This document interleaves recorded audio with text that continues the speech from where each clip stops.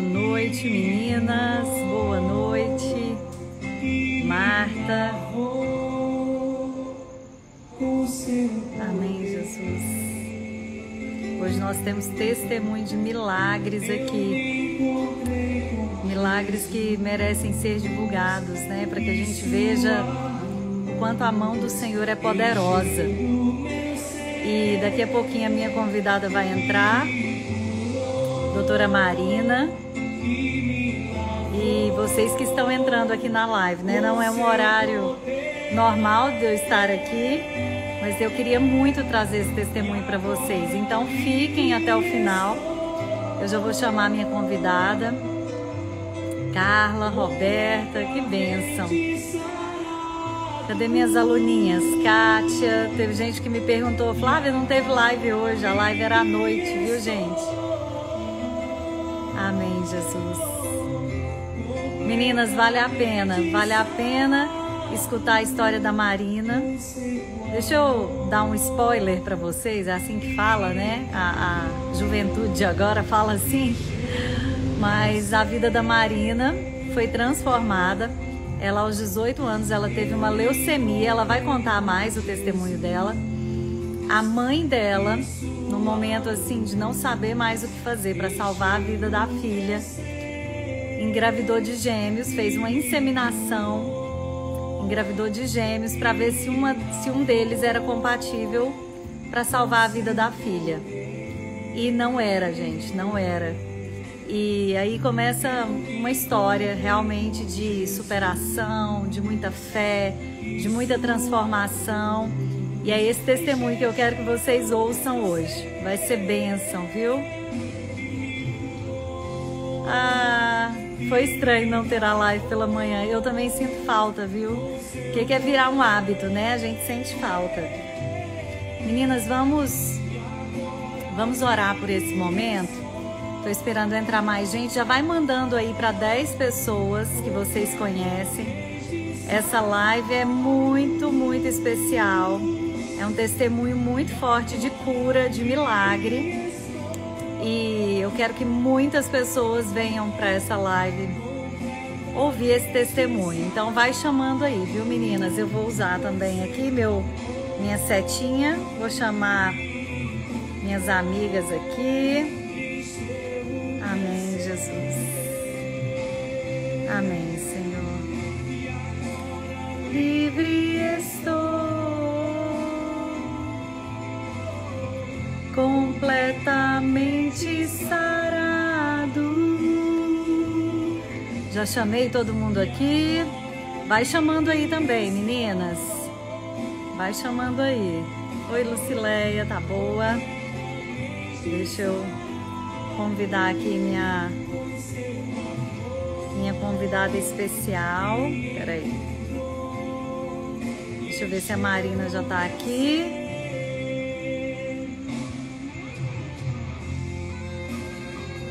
Aqui.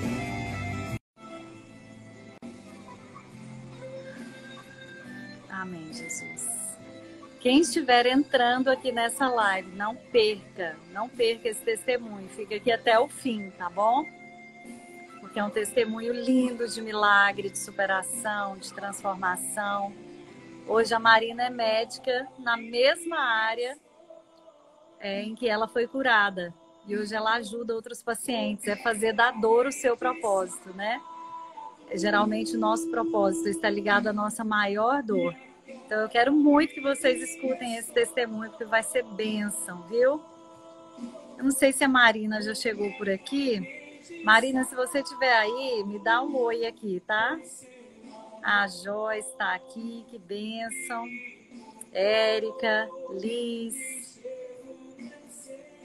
Amém, Jesus. Claudinha, Casa de Milagres, amém. Meninas, apareceu aqui para mim que ela não está conseguindo, mas vamos ver. Eu quero fazer uma oração com vocês antes dela entrar. Assim que ela entrar, vou pedir para ela dar um oi aqui. Mas vamos orando, meninas? Ah, já entrou aqui, né? Deixa eu te chamar, Marina. Peraí. Porque daí nós oramos juntas, viu? Cadê? Vamos ver se agora vai dar certo. Oi, Lorena. Oi, Marina. Oi, tudo bem? Boa Que noite. bênção ter você aqui, minha amiga. Colocar. Você sabe que eu já conheci a sua história. Já coloquei até a história da sua mãe em uma das revistas que eu fazia. E a minha irmã ouviu seu testemunho recentemente. Eu acho que foi o testemunho da sua mãe. E daí ela falou: Nossa, você precisa levar lá na live, porque é muito lindo o testemunho, é muito forte. E eu falei: Gente, Oi. mas que coisa linda! E de Não, todo aquele processo de dor saiu um livro, né? saiu um livro. Ontem a minha mãe, quando ela viu a sua postagem, né? Ela, uai, eu conheço a irmã da Flávia. Parece que é né, do mesmo curso da igreja. Na E verdade, quando você teve a leucemia, nós éramos da Maranata. Nós entendi. estávamos lá e sua mãe também, né? E daí a Aham, gente acompanhou, acabou que acompanhei um pouquinho de perto todas as questões, né, que processo. envolveram ela grávida, né, a tentativa dela, mas a gente vai contar isso com detalhes. Eu quero só antes da gente começar, a gente fazer uma oração, agradecendo a Deus pelos milagres, né, que Ele tem feito, porque Ele é um Deus de milagres. Ele é um Deus que nos ajuda a superar as nossas maiores dores e depois ainda nos usa para transformar, né, as dores de outras pessoas em fé, em milagres. Então, vamos fazer uma oração aqui, entregando as nossas vidas para Jesus, esse tempo precioso. Senhor, no nome de Jesus, ó Pai, eu quero te louvar por esse momento aqui, Senhor, por essa live, ó Deus. Senhor, o Senhor tem os seus propósitos. Essa live era para ter acontecido de manhã e o Senhor trouxe ela para a noite. Eu creio que as pessoas que estão aqui, Senhor, serão impactadas por esse testemunho, ó Deus. Senhor, no nome de Jesus, que nenhuma pessoa que entre aqui nessa live, ó Pai, saia da mesma forma como entrou. Senhor, o Senhor é o Deus de resgate da nossa história, o Senhor é um Deus que surpreende, o Senhor é um Deus que faz grandes todas as coisas, ó Deus. Pai, em nome de Jesus, eu quero te pedir nessa hora que o Senhor atinja os corações que estão precisando de cura nessa noite. Senhor, nós sabemos que às vezes a cura que as pessoas precisam não é só de uma doença física, Senhor. Às vezes é uma cura da fé mesmo, Senhor. Às vezes é uma cura, Senhor, para que elas comecem a crer mais em Ti, a crer mais no Teu nome, Senhor. E nós estamos aqui para Te exaltar, para Te glorificar, para dizer que o Senhor é majestoso, que o Senhor colocou a Tua mão, Senhor, sobre a vida da Marina, trazendo cura para ela, Senhor. O Senhor colocou a Tua mão sobre a minha vida, Senhor, me tirando, Senhor, de um lamaçal de pecados. Pai, em nome de Jesus, nós Te glorificamos, Senhor, porque esse momento aqui foi escolhido pelo Senhor para trazer transformações às vidas dessas mulheres, na família dessas mulheres, ó Pai. Usa a Marina agora poderosamente, Senhor, nas tuas mãos, ó Pai. Que ela seja um instrumento do Senhor e que o Senhor venha falar através do testemunho dela, Senhor. Vem falar também, Senhor, ao meu coração, ó Deus. Senhor, enche esse lugar com a tua presença. Pai, que as pessoas que estão do outro lado da tela, Senhor, consigam sentir, Senhor, o teu amor, o teu cuidado nessa noite, Senhor, porque essa mensagem que a Marina carrega, Senhor, é uma mensagem de esperança, porque o Senhor é o Deus da esperança, Senhor. Pai, em nome de Jesus, venha conosco agora, Senhor, para essa live. Se não for o teu Espírito Santo, Senhor, nós sabemos que aqui não sai nada de bom, Senhor. Pai, coloca o teu Espírito agora, Senhor, falando através das palavras da Marina, Senhor, em nome de Jesus. Amém. Amém, minha Amém. amiga. Amém. Amém. Ó, antes de eu te apresentar direitinho, porque eu vou deixar você se apresentar, mas eu Ah, quero só ler uma palavra aqui que Deus me deu antes de eu entrar para a live. hum. E eu falei, meu Deus, como Deus é lindo, né? Ele me deu o Salmo 116 e esse salmo fala sobre se libertar das cordas da morte. Eu falei, gente, Deus é muito cirúrgico naquilo que Ele quer trazer, né? E olha que coisa mais linda, que o salmista está falando assim, eu amo o Senhor, porque Ele me ouviu quando eu lhe fiz a minha súplica. Ele inclinou seus ouvidos para mim e eu invocarei por toda a minha vida. As cordas da morte me envolveram, as angústias do Sheol vieram sobre mim, aflição e tristeza me dominaram. Então clamei pelo Senhor, o Deus dos exércitos, livra-me, Senhor. O Senhor é misericordioso e justo, o nosso Deus é compassivo. O Senhor protege os simples quando eu já estava sem forças, ele me salvou. Retorne ao seu descanso, ó minha alma, porque o Senhor tem sido bom para você. Pois tu me livraste da morte e livraste os meus olhos das lágrimas e os meus pés de tropeçar, para que eu pudesse andar diante do Senhor na terra dos viventes. Eu criei, ainda que tenha dito, estou muito aflito. Em pânico eu disse, ninguém merece confiança.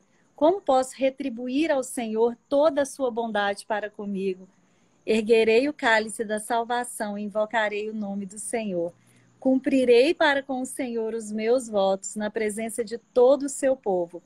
O Senhor vê com pesar a morte dos seus fiéis. Senhor, sou teu servo, sim, sou teu servo, filho da tua serva.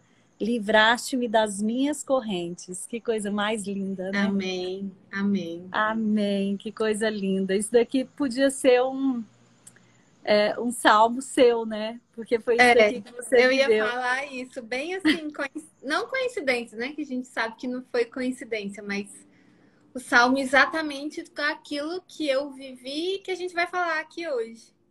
Amém. Então, pode começar, se apresenta e começa aí contando um pouquinho da sua história. Eu vou colocar os comentários, porque eu gosto das meninas aqui participando. Se tiver pergunta, alguma coisa. Quem quiser Isso. perguntar, inclusive. Ótimo. Então, primeiramente, boa noite a todos, né, que não me conhecem aqui, seguidores da Flávia. Meu nome é Marina. Hoje eu sou médica e hematologista, especialista em transplante de medula óssea. Eu trabalho no Araújo Jorge, sou coordenadora lá do setor de hematologia e transplante. E tenho uma história um pouquinho diferente aí que aconteceu há 15 anos atrás. Há 15 anos eu tinha acabado de passar no vestibular. Caso eu passei no vestibular para odontologia na UFG. E sempre fui uma criança saudável, uma menina normal, sem nenhuma doença, sem nada. Tinha acabado de passar no vestibular e comecei a ter alguns sintomas da leucemia. Né? Eu tive dores na perna, tive febre, emagrecimento. E fiquei aí mais ou menos uns 3 meses para descobrir qual era o meu diagnóstico. Os médicos não finalizavam assim, não concluíam o diagnóstico. E eu fiquei mais ou menos uns 3 meses procurando saída, procurando ajuda mesmo para aqueles sintomas que eu estava apresentando. 3 meses depois, então, eu comecei a ter anemia, alterações ali no hemograma e procurei um médico hematologista, né, que é o médico especialista que cuida disso. E aí ele já pediu o mielograma, que é o exame da medula óssea, que faz a punção na medula óssea e analisa o sangue. E aí ele descobriu que eu estava, então, com leucemia linfoblástica aguda. A LLA, que a gente chama, ela é muito comum em criança. E entre os 4 até os 10 anos, ela é muito curável. Depois dos 10, 12 anos, ela tem um prognóstico um pouco pior. E no caso, eu tinha 18 anos. Então, na época eu me internei no HC, um hospital público, porque eu não tinha... O meu plano de saúde era o IMAS, não cobri a minha quimioterapia. Então, eu fui para o HC e fiquei internada lá por um bom tempo. Internação prolongada, porque o tratamento é bem delicado e bem agressivo, né? A leucemia é agressiva, então o tratamento também tem que ser bem intenso. Daí eu já descobri, já fui direto pro hospital, porque eu estava com 96% de células leucêmicas no meu sangue. E nessa época, inclusive, o meu médico falou que se eu demorasse mais um pouco para descobrir, uma semana talvez seria tarde demais. Então, eu descobri assim com um diagnóstico um pouco tardio. Então, e além disso, a idade já não era muito compatível com o prognóstico, né? Dava um prognóstico ruim para mim. Então, eu já internei desse jeito. Me internei juntamente, minha mãe também internou comigo, né? Como acompanhante. Éramos na enfermaria, uma enfermaria com seis meninas. Era uma enfermaria feminina, né? Então, 6 meninas, todas juntas ali com os mesmos problemas. E a gente internava, ficava muito tempo internada, porque aí você faz a químio, fica com imunidade baixa, vem as infecções, as intercorrências, e ali você fica praticamente o mês todo internado. Vai para casa, tem alta, vai para casa, fica uma semana e volta para fazer mais quimioterapia. Dessa forma, foram 8 meses desse jeito.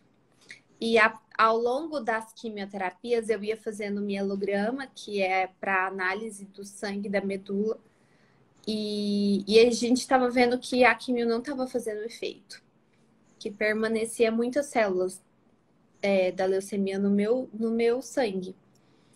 E aí, quando isso acontece, quando a quimioterapia não faz o efeito esperado, a gente faz o transplante de medula óssea, que é a única forma curativa. E aí, na época, então, a gente fez o teste de compatibilidade com o meu irmão Caio, ele tinha 12 anos na época, ele é 6 anos mais novo que eu. Então, ele tinha 12 anos, fez o teste de compatibilidade, entre irmãos a chance é de 25%, só que ele não foi compatível comigo. E aí, por conta disso, eu tive que fazer a busca, então, no Registro Nacional de Doadores Voluntários, que é o REDOME, aqui no Brasil, para procurar um doador voluntário mesmo, né, do banco de medula. Só que para isso, um doador que não é aparentado, a chance de você encontrar uma medula compatível é 1 em 100 mil. Então, na verdade, é ganhar na loteria, né? A pessoa que encontra. E durante esses quase 8 meses de internação fazendo químio, eu fui fazendo a minha campanha para estimular as pessoas a fazerem um cadastro no Redome para ver se eu achava o meu doador compatível. E foi assim durante os 8 meses das minhas quimioterapias. Na época, não sei se você vai lembrar, mas foi muita gente doar por minha causa. No Hemocentro tinha fila de pessoas fazendo cadastro, porque quanto mais pessoas cadastradas no Redome, maior a chance, não só minha, mas de outras pessoas que estão esperando um doador compatível para transplante. Porque o transplante, em determinadas situações, é a única forma de cura para a pessoa. Então, é uma coisa realmente muito, assim, é um ato voluntário mesmo que salva uma vida, né? A gente fala que a pessoa vai ter salvado a vida de outra. Então, a gente fez a campanha. Eu lembro que eu saí em reportagem no Jornal Popular, saí em jornal da TV. O Hemocentro foi nas escolas, mas que eu tinha estudado, tipo WR, Olimpo. Foi na UFG, né? Que a minha turma da Odonto tinha feito toda a mobilização para mim. E foi bem grande, assim, a campanha. Acredito que até nisso Deus teve propósito para ajudar outras pessoas, né? Que estavam precisando também. E aí passaram os 8 meses e eu não consegui o meu doador. Fiquei 8 meses tentando e não consegui. Quando foi no final do meu tratamento, o tratamento foi de agosto de 2006 até fevereiro de 2007. Nesse intervalo de tempo, eu tive várias infecções, quase fui para UTI várias vezes, tive várias infecções intestinais, pneumonia, esofagite, gastrite, pancreatite medicamentosa, um monte de coisa, né? E quando chegou no final, eu ainda tinha células da leucemia no meu corpo. Então, realmente, eu era uma paciente para transplante.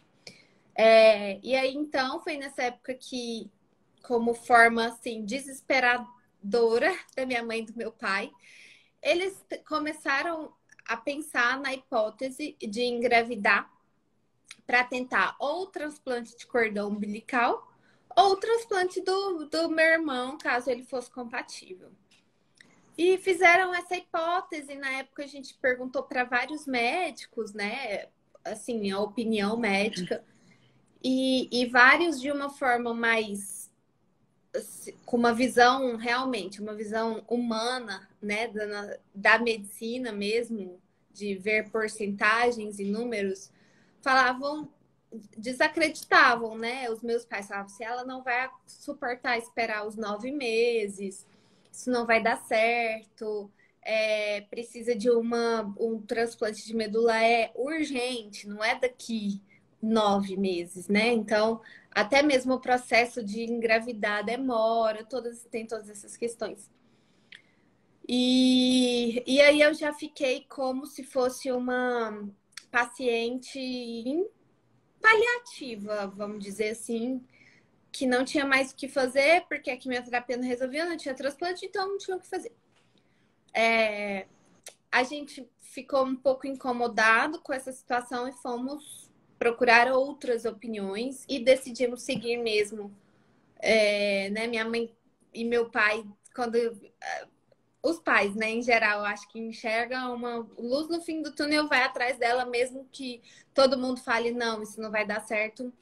Então, eles resolveram fazer o tratamento que teve que fazer, porque minha mãe é laqueada, fez fertilização in vitro para tentar uma nova gestação. E nesse processo eu fui encaminhada para o Hospital Araújo Jorge, porque é o único local onde faz transplante em Goiás. E eu já fui encaminhada para lá mesmo para tentativa, né, de transplante caso surgisse um doador. E aí lá o médico olhou os meus exames e resolveu, a gente sentou e conversou e ele falou assim, não, realmente, se você não fizer o transplante, provavelmente a sua leucemia vai progredir e aí a gente não, sem um doador, né, a gente vai ter que fazer, talvez a gente não consiga te resgatar aí dessa leucemia agressiva, porque quando ela volta bem agressiva. Então, vamos fazer outro tipo de quimioterapia em você, com medicações diferentes, até você conseguir aguentar os 9 meses de gestação. E aí a gente faz o transplante de cordão umbilical. E assim foi feito. Eu iniciei um outro protocolo de químio. Isso é uma coisa, assim, muito difícil de uma pessoa aguentar. A maioria não aguenta nem 6 ciclos. Eu já tinha feito 8 e ia iniciar mais outros tantos, né? Para aguentar os 9 meses. Então, é uma coisa assim que até hoje eu me pergunto como que meu organismo conseguiu. Na época, assim, até hoje eu tenho um pouco da função renal alterada, em sequela das quimioterapias. Enfim, na época tive, né, alterações laboratoriais, mas fui sustentada por Deus realmente durante todo esse processo. A minha mãe fez a fertilização in vitro e engravidou. No que ela engravidou, a gente descobriu que ela estava grávida de gêmeos, mas depois a gente foi descobrir que isso não era bom para fazer o transplante de cordão umbilical, porque como eu já tinha 18 anos e tudo, eu precisava de uma grande quantidade de células-tronco para fazer o transplante, né, na época, para mim. E para vir grande quantidade de células, tem que ser uma gestação a termo, uma gestação ali de 39, 40 semanas, uma gestação bem tranquila, bem saudável. E a gente sabe que parto gemelar normalmente vem antes do tempo. E foi dito e feito.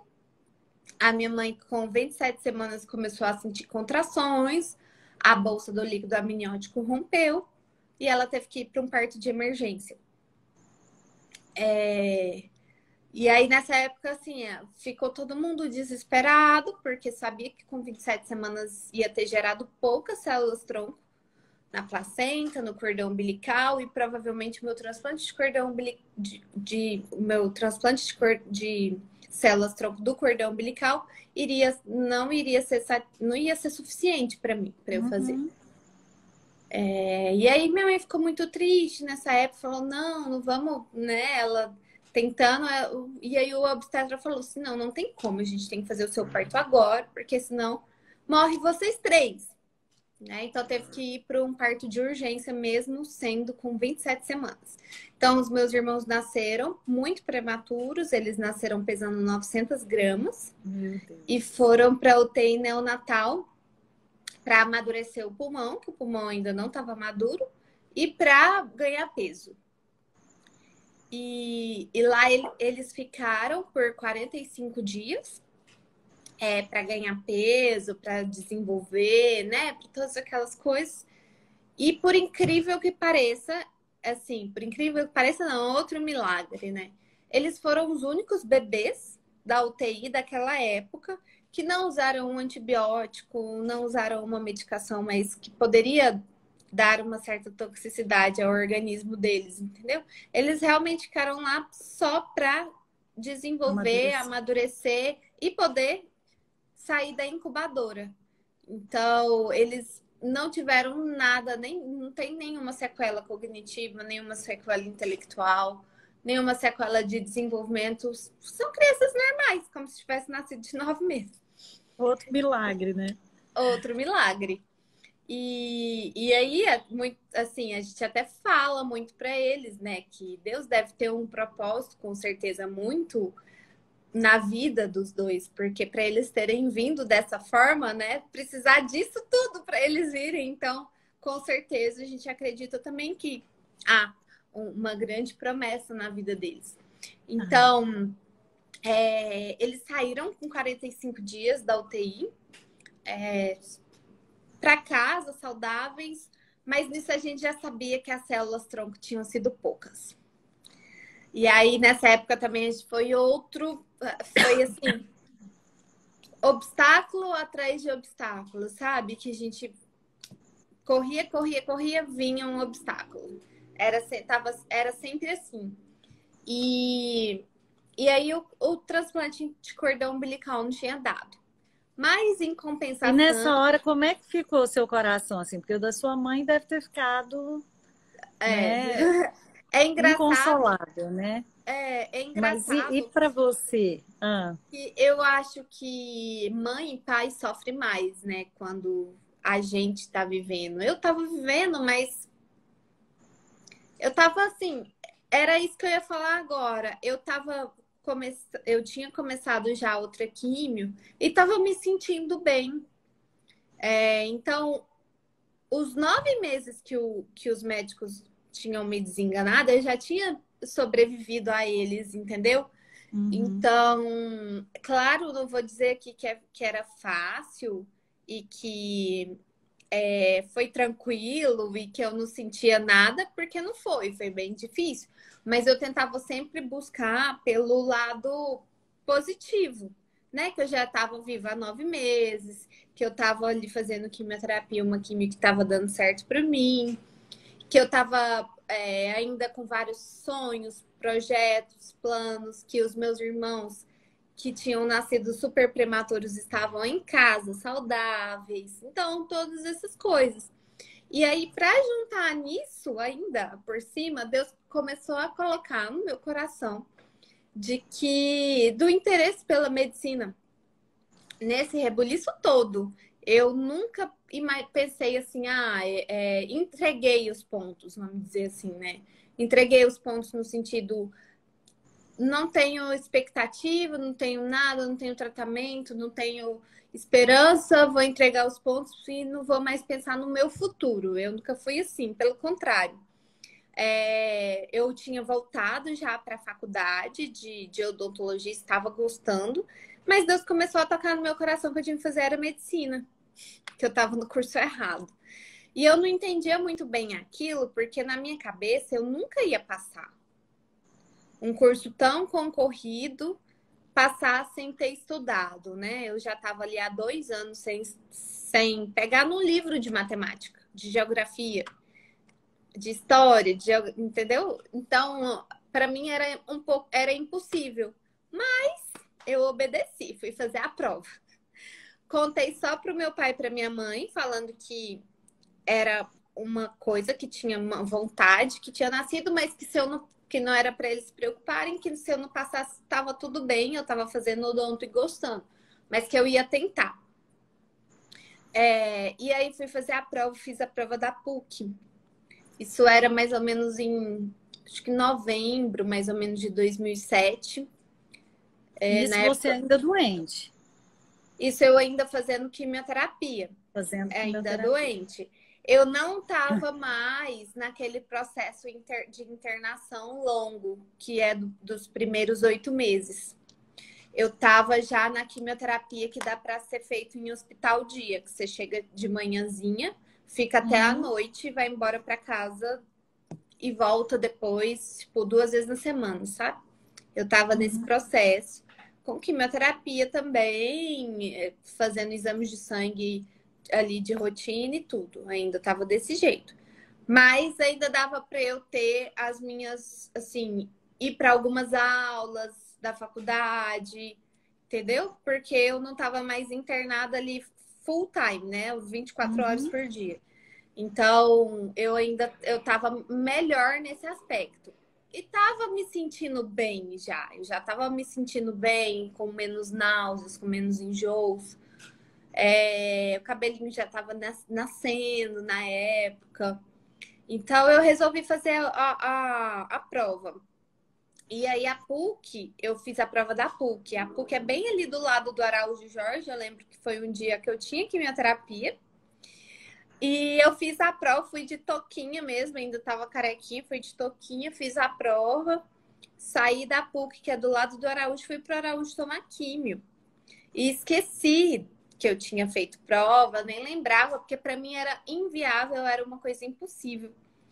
E um mês depois saiu o resultado e eu não lembrei da data que saiu do resultado.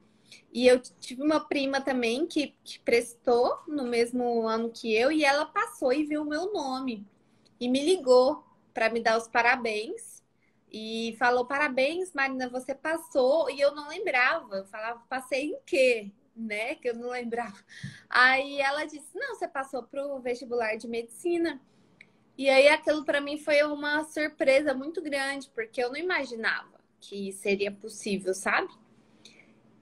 E aí foi uma felicidade, tudo e tal, mas a minha família ficou muito receosa sobre eu fazer a faculdade de medicina, né? E aí eu fui conversar com o meu médico, conversei com o reitor da faculdade. Meu médico super me incentivou a fazer o curso, mas com todos os cuidados possíveis, de não entrar em hospital no primeiro ano, de ainda ter que continuar fazendo o meu tratamento, todos os cuidados possíveis, né? E aí eu conversei com o reitor, ele me liberou, se eu não me engano, era 2 vezes na semana que eu matava a aula para ir fazer químio. E depois eu pegava as matérias, né? Pegava as matérias com os meus colegas, estudava e tentava acompanhar. E foi desse jeito durante 1 ano e meio da medicina. 1 ano e meio. Por quê? Porque nessa mesma época foi tudo junto. Eu não tive o transplante de cordão umbilical, então eu fiquei continuando essa químio até os meus irmãos fazerem 1 ano para eu fazer o teste de compatibilidade com eles, que é 25% cada um. Você pensa assim, algum vai ser compatível, né? Não é possível que eu sou tão azarada assim, azarada, né? Mas Deus sabe os propósitos e graças a Deus foi tudo de acordo com a vontade dele, mas foi isso. Eu comecei a faculdade e os meus irmãos... Mas os dois não eram compatíveis, né? Então, aí eu comecei a faculdade, eles foram crescendo, crescendo. Eu esperei 1 ano para saber. Aí eles cresceram até 1 ano e eu continuei a químio por causa disso, para segurar até eles fazerem 1 ano. Só que nesse meio tempo, eu comecei já a medicina. Entrei para a faculdade, comecei... Matava 2 vezes por semana a aula. Já fui em aulas que eu não podia realmente faltar.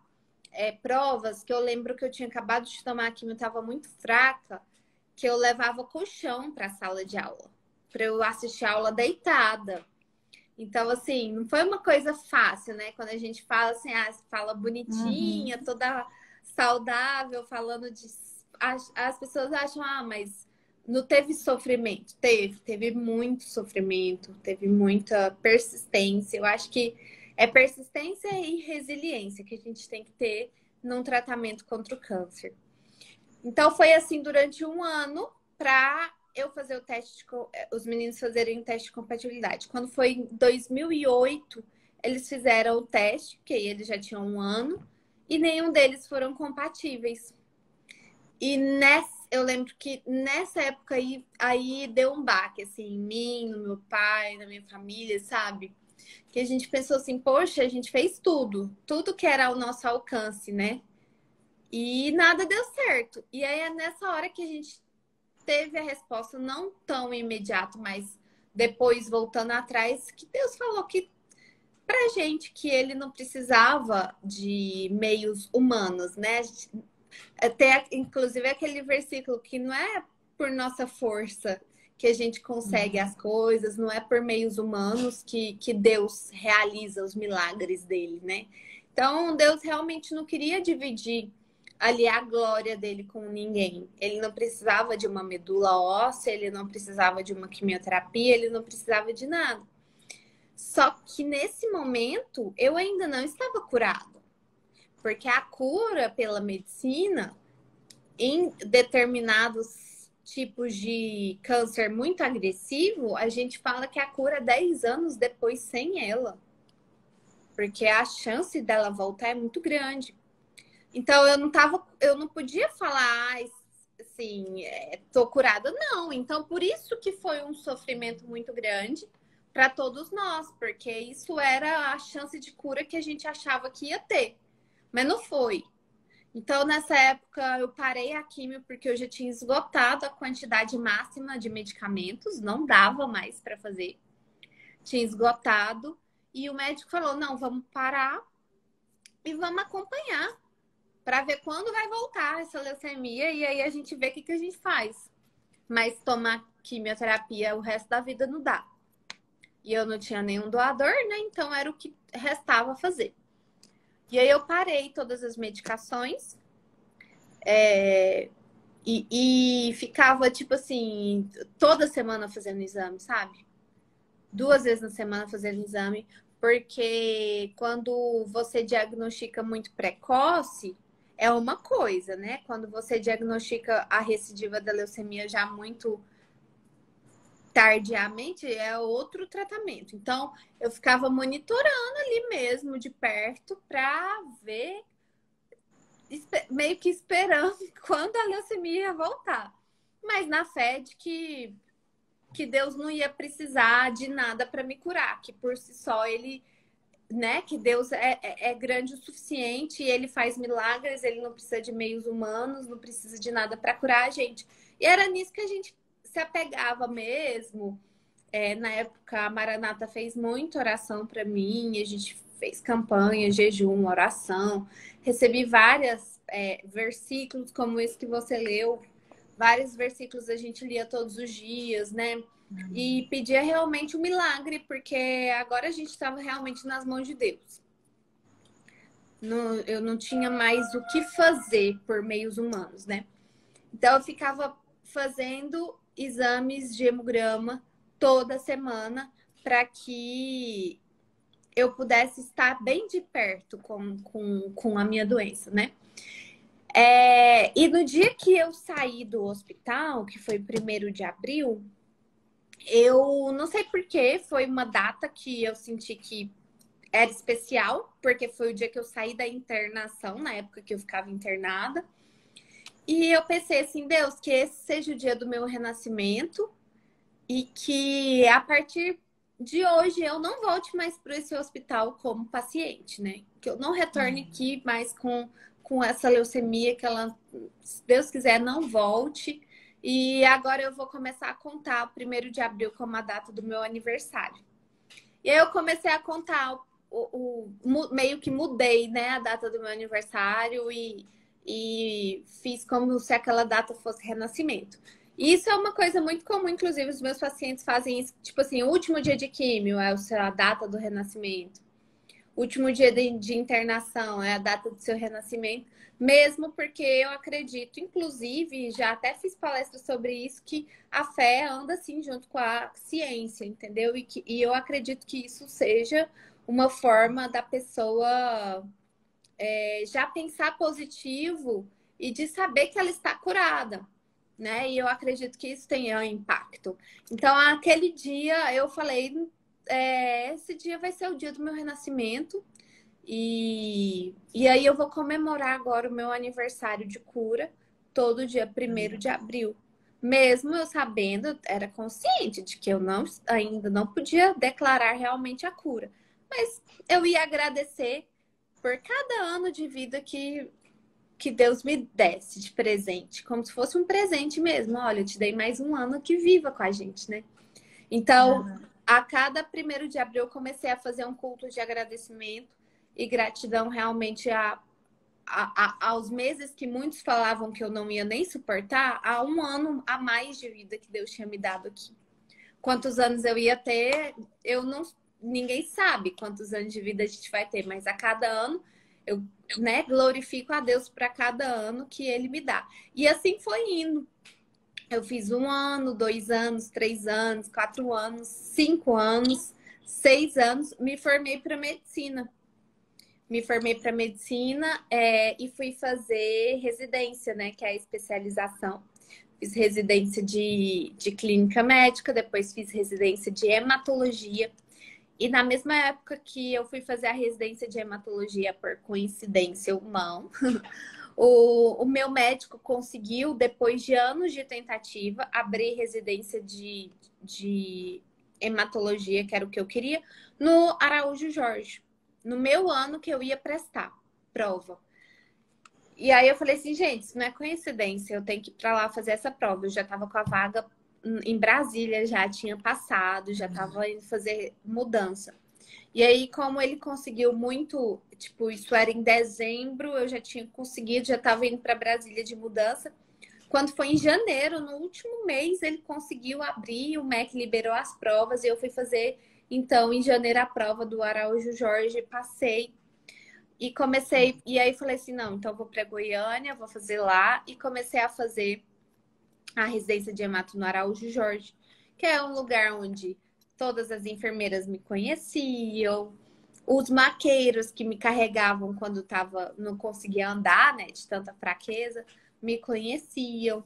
E aí eu lembrei do dia que eu falei, eu não volto mais para o hospital como paciente, mas eu voltei como médica, né? E aí eu lembrei o tanto que Deus é fiel nas promessas dele, né? Quando ele dá uma promessa, não tem como, ele não volta atrás. Então, basta a gente confiar e ter fé. E aí eu comecei a residência lá, fiz os 2 anos. Durante a minha residência de hematologia, foi o ano que eu fiz 10 anos de cura. E aí, nesses 10 anos, foi a primeira vez que eu dei o meu testemunho em público, porque aí eu já poderia falar para todo mundo que eu estava curada, uma coisa que eu já tinha recebido, mas eu só pude declarar mesmo depois de 10 anos. E aí foi um culto lá na Maranata, que eu chamei todo mundo, aí fiz 10 quilos de bolo, fiz maior festa mesmo, porque, né, foi algo bem impactante, assim. Agora, e bem teve na época...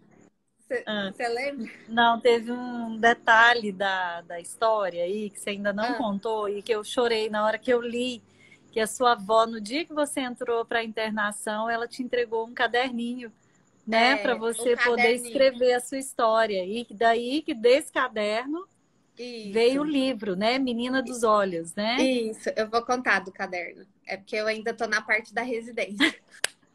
É que tô aqui, ó. Falta 15 minutinhos só. Não, mas dá tempo, vamos. Dá tempo.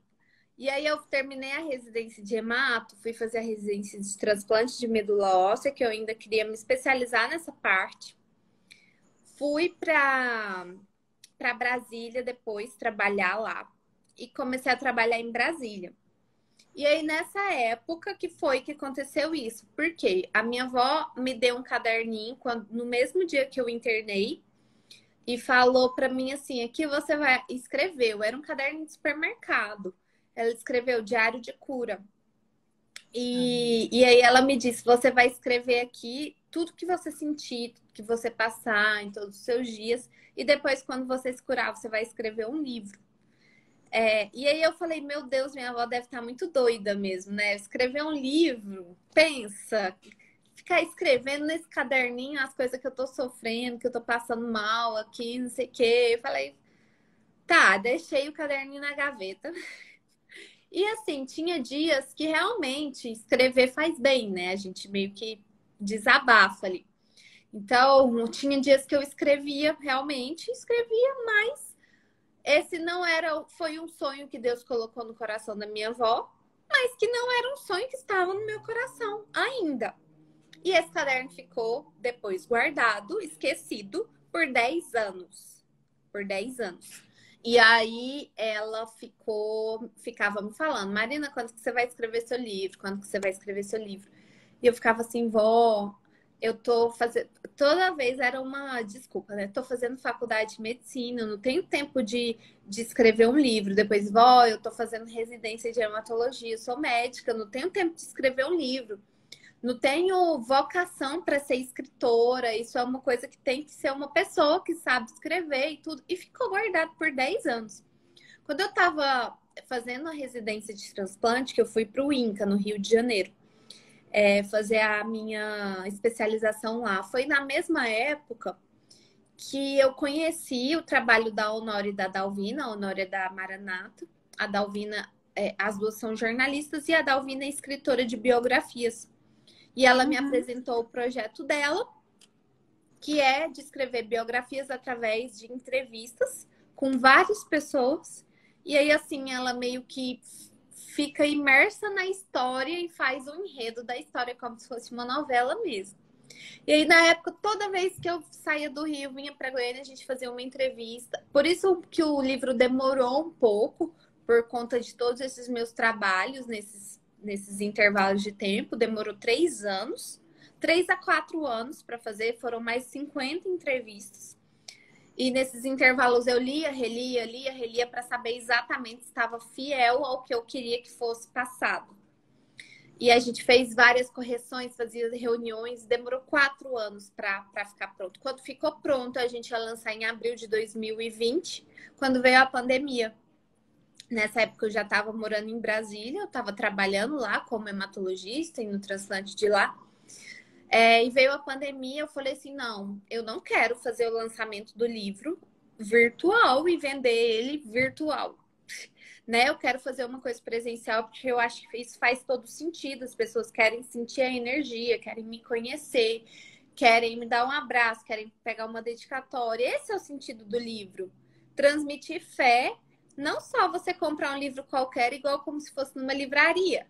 Não é esse o sentido do livro. A gente segurou 2 anos de pandemia. E aí a gente lançou agora, em maio de 2022, o livro.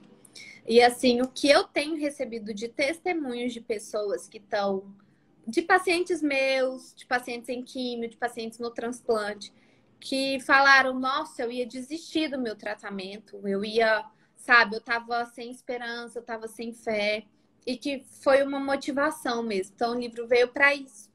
E além disso, eu decidi também reverter todo o lucro do livro para doação, tá? É doado para o transplante, para os pacientes do transplante do Araújo Jorge, para a Abrale, que é a Associação Brasileira de Leucemia e Linfoma, e para a ONG Missão África, que é uma ONG que eu participo, inclusive já fui para Moçambique, que cuida de crianças lá em Moçambique, crianças bem carentes. Então, além disso, além da leitura, ajuda ainda financeiramente, eu não fico com nada do lucro, nada, e reverto todo para essas doações. Ano passado, em dezembro, eu saí de Brasília e fui chamada para trabalhar no Araújo Jorge para coordenar aqui o serviço de transplante e da hematologia. Então é uma coisa assim, um mistério de Deus mesmo, que ele faz as coisas dele muito. É no tempo dele, você vê, demorou 15 anos para eu entender tudo isso. Então eu fiquei doente, fiz meu tratamento no Araújo, voltei como residente e agora voltei como coordenadora do serviço. Então, assim, se isso não for milagre e obra de Deus, eu não sei o que é. Porque tem gente que ainda duvida, né? Mas Não, sua história não tem como duvidar do que foi a mão de Deus, né? Quer dizer, você foi curada sem nenhum transplante, não teve, não foi necessário transplante. não foi necessário o transplante. Assim, era necessário o transplante. Se Era você pensar pela totalmente medicina, necessário. eu fui o 1% da exceção. Quando você fala, leucemia que é refratária a químio, a chance de recidivar é tipo 98%. Entendeu? Eu fui a porcentagem que viveu. A gente sabe, hoje eu vejo isso não acontece com todo mundo, as histórias nem sempre são felizes.